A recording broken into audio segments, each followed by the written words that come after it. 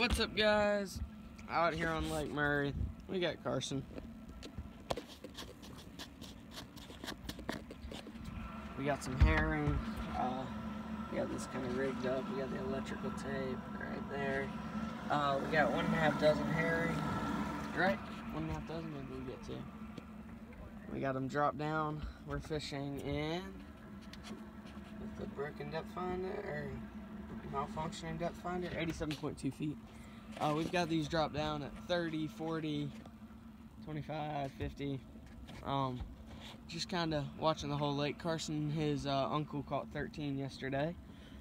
So we're gonna see if we can catch some today and get a video out there. So until we get one on, peace. Go, you're on. Oh, I'm on. We're both on. All right, I'm gonna set the camera up. No, this one's not on. He's in it. Oh man, a little fella, but he's good. He's on there. He's got my other line. Yes, he does. Okay, so we just have one on. All right, guys, there's one. Woo! Woo! He's had it this whole time. That's why I've been watching it rod. How deep was that at, Carson? This one was at like 20. It was 30 something. Be watching the others. Be watching the others. I think there's a little one on that because it's been moving so much.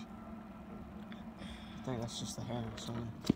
Either way, guys, I thought we were just about to double up, but we got one on. We got a mess, and he swallowed it. This is not good.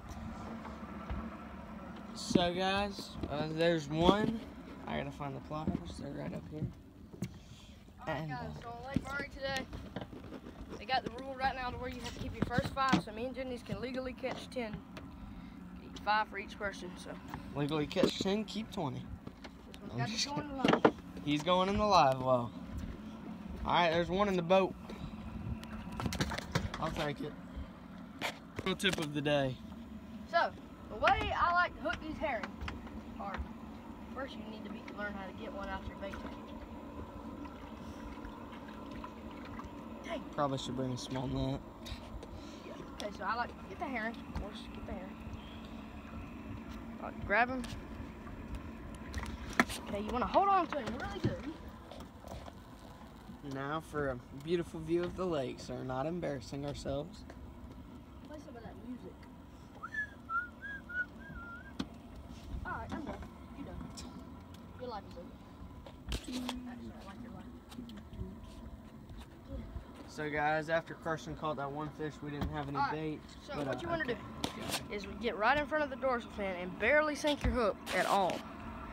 And just get right there, about like that. Beautiful, Carson.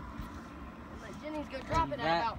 That keeps them a little more lively, and they swim better. So Drop that one over about 27. We're gonna drop this one 27. So guys, with these reels, whoops, let me reset that. You can just look at them, drop your line. And I really like these because, I mean, when you see fish that are kind of suspended and moving through at a certain depth, you can just put it at a certain depth and set it there. So I'm going to put that one at 29. Carson's going to put his at 35. We might drop that down just for fun. And then, what's the one out that you have right now at?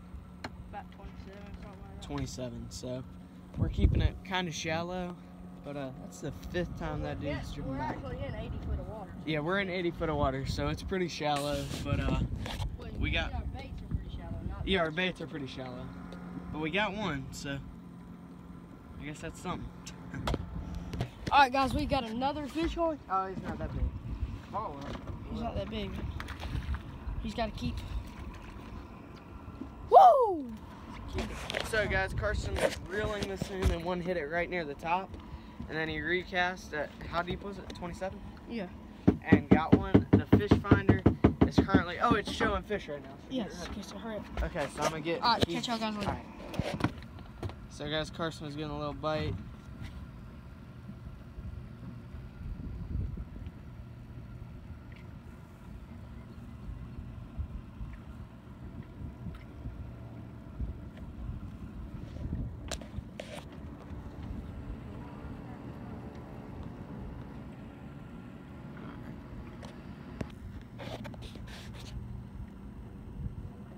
What the heck? They both got hit right there, didn't they?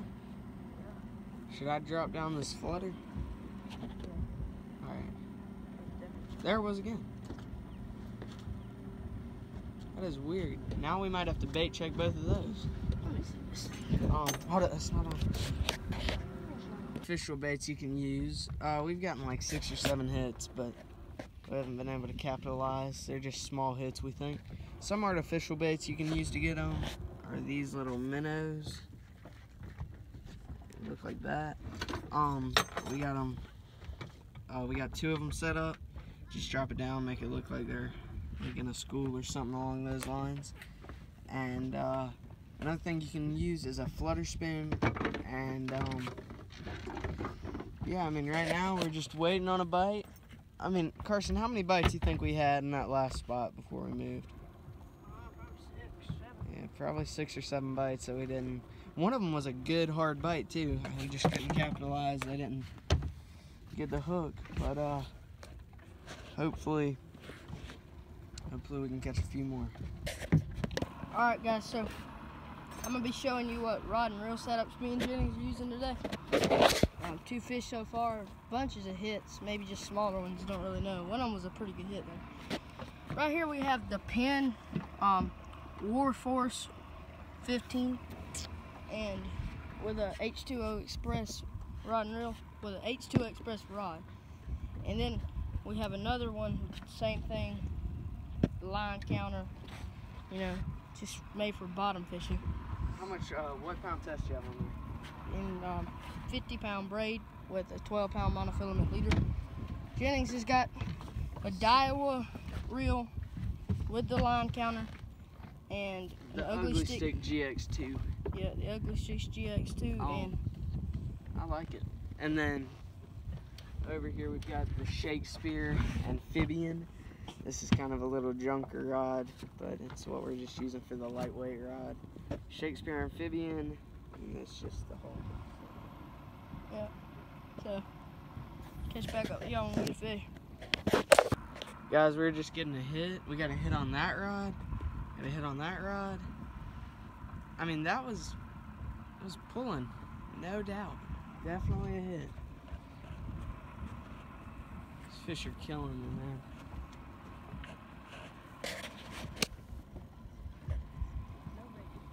No bait?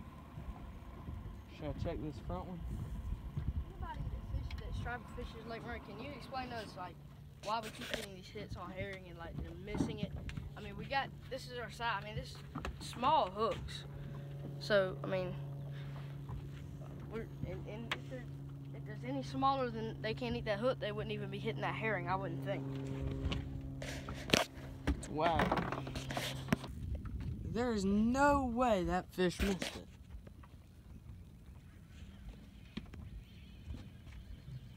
Did it really miss it? Yeah. Holy moly.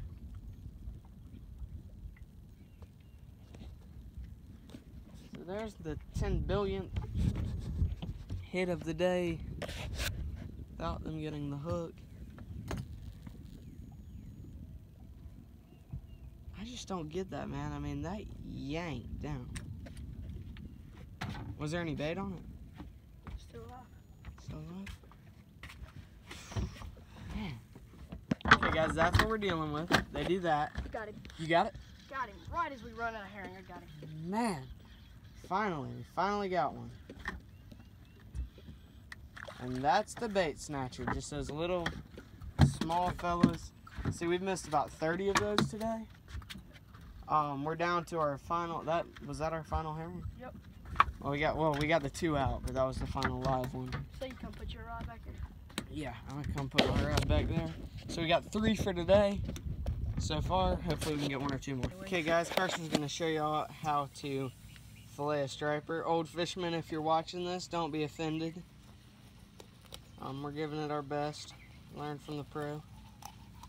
So you're gonna cut it right there behind the fin, go down the back, hug the bone. Dang it, I accidentally cut all the way through.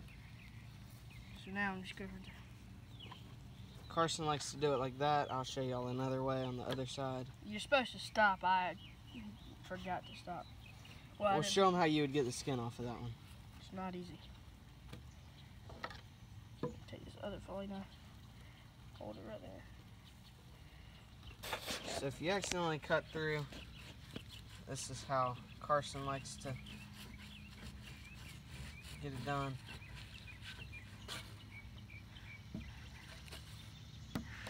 You also can use your other hand. Not you, I'm just telling them. So that's pretty good. He did well.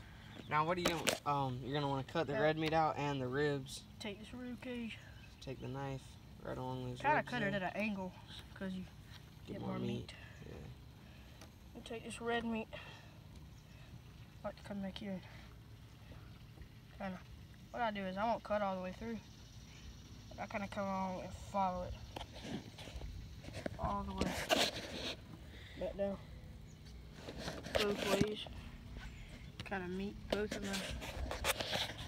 That was just terrible videoing on my part. Meet both of my cuts with the knife. Just kind of meet them in the middle. Yeah, just kind of get that meat off as you go. Then just put my knife down in there.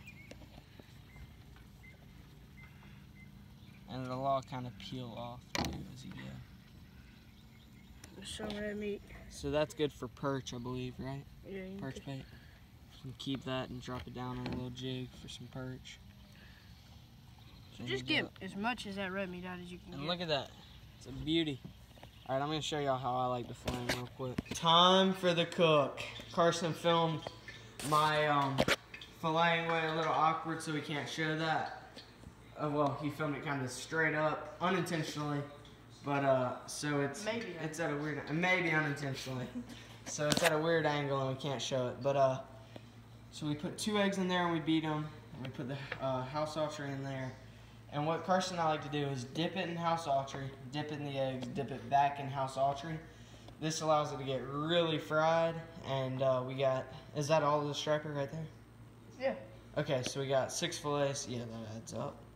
And we're also gonna use some shrimps with the house archery if they can thaw out in time, and do a quick little catch and cook video. See how it goes. Those shrimp already shelled.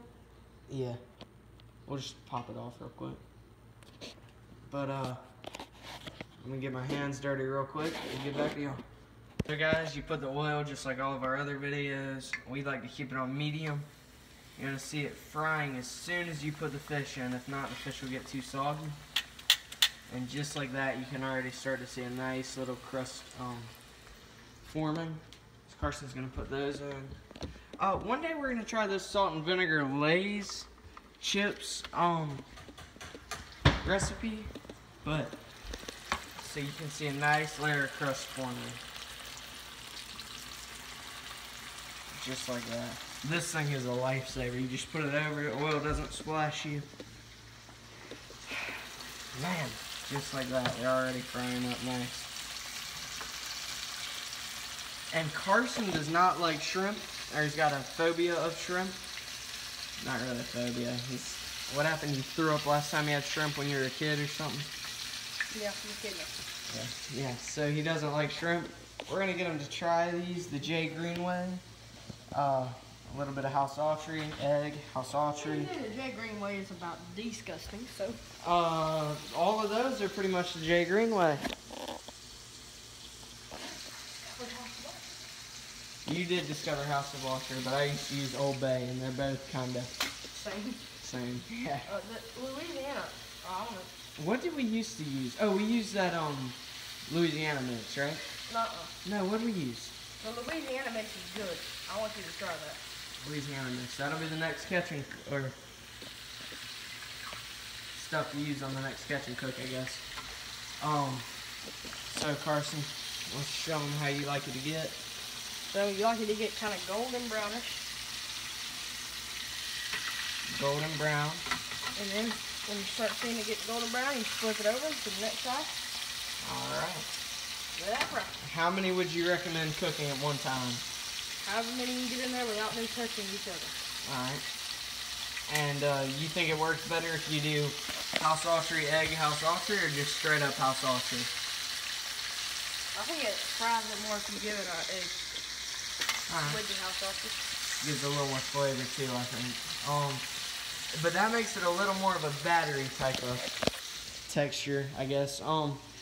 If you just do it with house autry, like straight out of the water to house autry, it'll give it a breading texture. See, that's what you want it to look like this way. It's a nice, good old fried chicken, crispy look to it. Looks delicious. I'm about to eat all that and we'll let you know how it tastes. First time for me trying striper in a very long time, so we'll see how it goes. Guys, what you're gonna wanna do, we put them all in egg, then we just put the shrimp in here. You put a cap on it, shake it up, it gets them all nice and battered. We're now cooking the shrimp. We're letting them cook a little too fast, but we're on a crunch for time. So, Carson's getting them out of there nice and making a mess, but it's all good. I'll clean it up later. And, yeah, so that's all I really have to say. We'll come up with something else to talk about, but that's a good looking shrimp right there. That was the practice one. Nice and crusty outside. And you probably can pull those first ones off that you put in. Yep.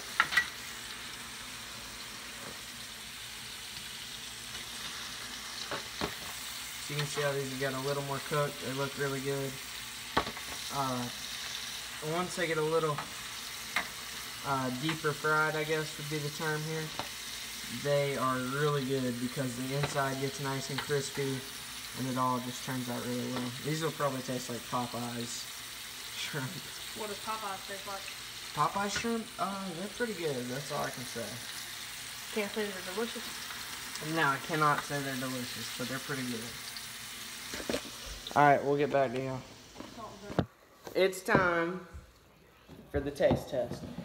Carson, we got some honey mustard for the shrimp. We figured that would be good. It's Carson's first time trying fried shrimp since he threw up as a kid. He's had a big problem with them. Hasn't liked them. Or not had a big problem, but he hasn't liked them. So I want to see if he likes it. You like it? Mm-hmm. That's good. Okay. So we just used Ken's honey mustard. You like it with the honey mustard? Mm-hmm. It's good? Alright. We're gonna try the striper and compare it to the rest of the fish.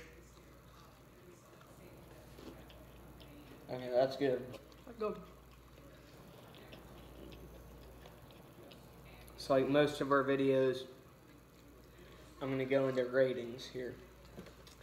As far as ratings go, what would you rate this fish out of 10?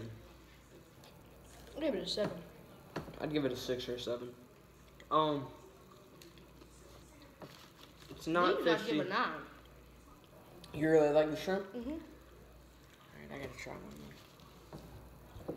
more. We'll get back to the rating. They are very good. The seasoning is perfect with those. But, really good. Those shrimp are to die for. But the striper. So, it's not really fishy.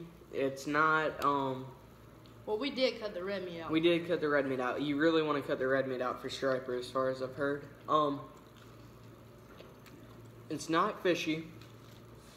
I wouldn't say it's really flaky. It's like a mix between white perch or white bass and what are they called? Black bass? Largemouth bass, also known as black bass. Largemouth bass. It's kind of, I wouldn't say it's gummy, but it's, you know what word I'm looking for? Chewy? But it's not really chewy. It's like a mix between perch and black bass. And so if y'all want to see those two catch and cook. If I'm being honest, I like this better than catfish. I do too. I like it more than catfish. It's not as fishy. I don't think it's as good as crappie or brim or even white perch. I like it more than bass though. You like it more than bass? Me too. I mean, as y'all can see right here, it is nice and flaky. I mean, it's not really flaky fish, but it's got a lot of white meat on it. It's good. I mean, I would really recommend if you catch one cooking it, really good. These have got nothing to do with us cooking them or catching them, I mean, but they're just some local shrimp we bought, and they're really good. Carson likes the shrimp. I'm glad to hear that. But as far as the striper goes, I really like it. I would recommend eating it. I'd recommend trying to catch it. They give up a great fight. I thought the fight today, pound for pound, was about as good as any. Except for Gar. Gar fight really well. And Catfish fight pretty well. But, I would really try this fish, guys. Well, we were using also really heavy tackle on those fish. Yeah, we were. And they still fought pretty well for their size. They were small striper. But, I would really what's the word I'm looking for? I would really recommend checking out some of our other catch and cooks so you can tell kind of what fish is like, what it tastes like. And if you disagree or you agree, comment and let us know. Until then, like and subscribe. Out.